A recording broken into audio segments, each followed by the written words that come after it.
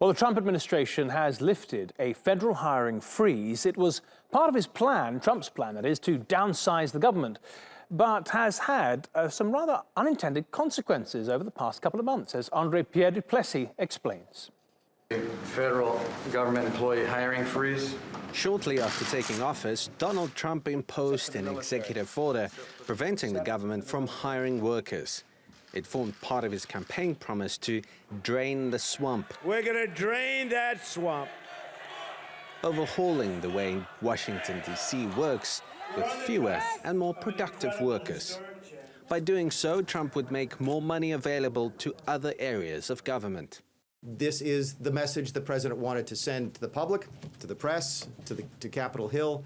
He wants more money for defense, more money for border enforcement, more money for law enforcement generally, more money for the vets, more money for school choice. This meant that, among others, the Environmental Protection Agency isn't hiring, one government body whose budget the White House is eager to restrict. But the hiring freeze has had unintended consequences for an important industry, America's cybersecurity. For decades, a scholarship program called CyberCorps funneled thousands of elite college students into government tech jobs. After graduation, they're offered jobs at the NSA, the FBI, and Department of Homeland Security. But because of the freeze, students who will graduate in a few weeks' time are still without jobs. Now they face thousands of dollars in loan repayments while accepting jobs in the private sector. So I can't take too much of the blame for what's happened, but it is absolutely out of control, and we're going to do things that are going to be tremendous over the years. The Trump administration hasn't given specific reasons for its sudden decision to undo the hiring freeze. But outside of these students, various agencies have had growing backlogs, worsened by the fact that they couldn't hire part-time workers. And although Trump brags about having created nearly 1 million jobs since taking office, Already we've created more than almost 600,000 jobs. in reality, that number simply can't be backed up with official government data. And AP joins me in the studio now, another Trump U-turn then. Let me ask you, why this U-turn? Why has he unfrozen the freeze? Well, that's a good question. Yesterday, his budget director came out and he said, well, actually, we are not going to give the 90 days that we initially said.